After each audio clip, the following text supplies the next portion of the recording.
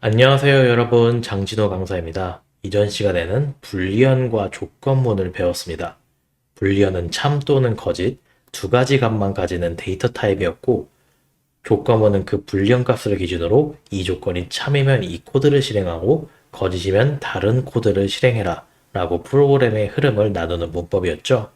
이번 시간의 주제는 반복입니다.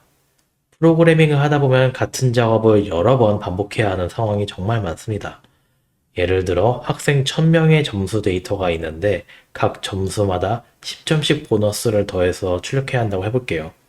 이걸 한 줄 한 줄 직접 쓰면 코드가 1000줄이 됩니다. 그런데 반복문을 쓰면 단 4-5줄이면 충분합니다. 이 작업을 1000번 반복해 라고 컴퓨터에게 시키는 거죠. 그리고 나중에 배울 함수라는 개념도 있는데, 이건 자주 쓰는 코드 묶음에 이름을 붙여놓고 필요할 때마다 그 이름을 불러서 재사용하는 방식입니다. 반복문과 함수, 이 두 가지가 이번 과정의 큰 주제입니다. 이번 영상을 통해 소개드릴 세 가지 수업을 안내드리겠습니다. 첫 번째 수업은 지금 화면을 보고 계신 for 반복문의 기본 구조입니다. for 반복문이 뭔지, 어떤 형태로 생겼는지, 리스트와 같은 데이터를 하나씩 꺼내서 반복하는 원리를 배웁니다. 두 번째 수업은 for 반복문과 리스트를 함께 사용하는 원리를 배웁니다. 리스트에 들어있는 모든 요소에 동일한 연산을 한 번에 적용하는 방법을 다루는데, 여기서 반복문이 왜 강력한 도구인지를 제대로 느끼실 수 있습니다. 세 번째 수업은 중첩 리스트와 중첩 반복문입니다. 리스트 안에 또 다른 리스트가 들어있는 구조, 그리고 반복문 안에 또 다른 반복문을 넣어서 이러한 2차원의 데이터를 다루는 방법을 배우겠습니다. 그럼 첫 번째 수업부터 시작하겠습니다. 이번 수업은 loop라고도 하는 반복문에 대해서 배워보겠습니다. 반복문은 동일한 작업을 여러 번 반복할 때 사용합니다. 파이썬은 for 반복문을 통해서 리스트, 튜플, 문자열과 같은 시퀀스, 반복 가능한 요소를 하나씩 꺼내서 각 요소에 대해 코드를 실행합니다. 이 for 반복문 말고도 뒤에서 배우실 while 반복문도 있고, 이 for와 while 반복문은 각자 사용되는 용도가 다릅니다.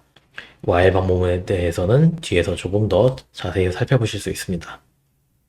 for 반복문의 기본 구조는 다음과 같습니다.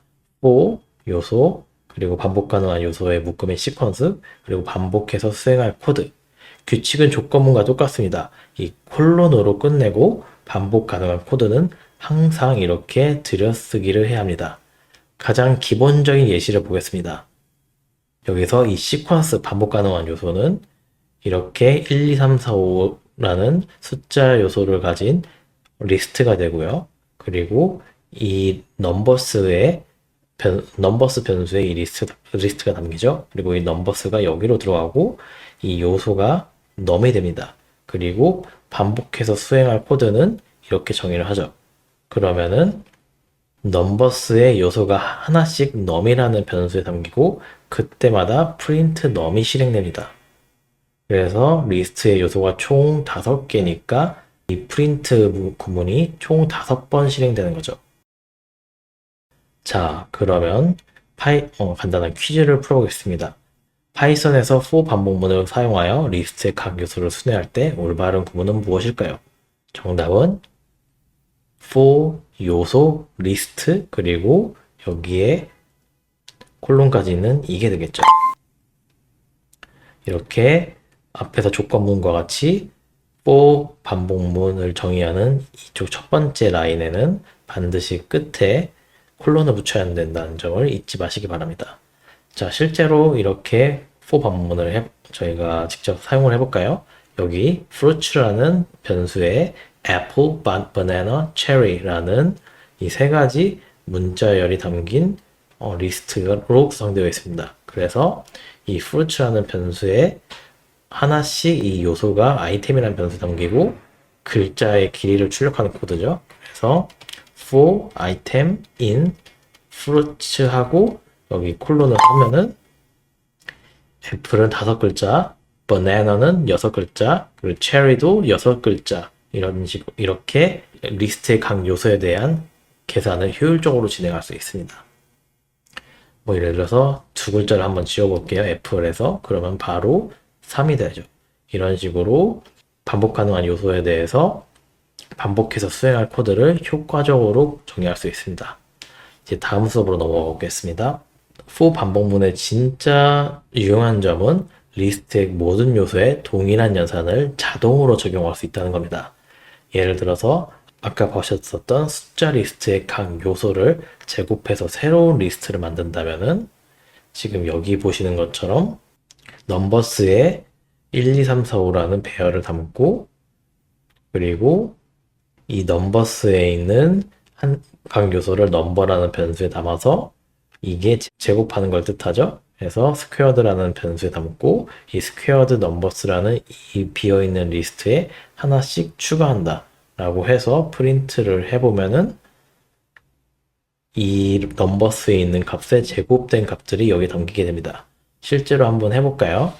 자, 여기서 여기 있는 예제 코드를 squared numbers 하고 이 리스트에 squared 된 값은 이거죠. 붙인다 라고 하면은 이 비어있는 배열이 지금 보시는 것처럼 1, 4, 9, 16, 25와 같이 제곱된 값이 여기에 들어가게 됩니다.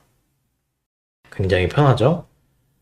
퀴즈를 풀어볼까요? for 반복문에서 시퀀스 뒤에 콜론은 선택사항이다.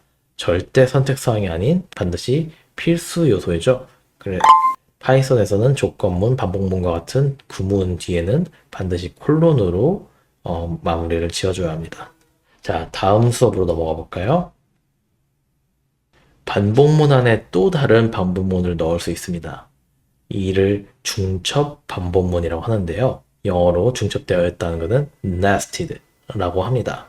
그리고 중첩 반복문은 nested loop 라고 하고요. 이렇게 중첩된 반복문은 주로 2차원 데이터, 표와 행렬과 같은 행과 열로 구분된 2차원 데이터를 다룰 때 주로 사용합니다. 그래서 행렬을 표현하고 행렬을 계산할 때 반복문을 자주 사용하는데요. 여기서 3by 3 간단한 이중 반복문을 살펴보겠습니다. 여기 행렬의 모든 요소를 출력하려면 어떻게 해야 할까요?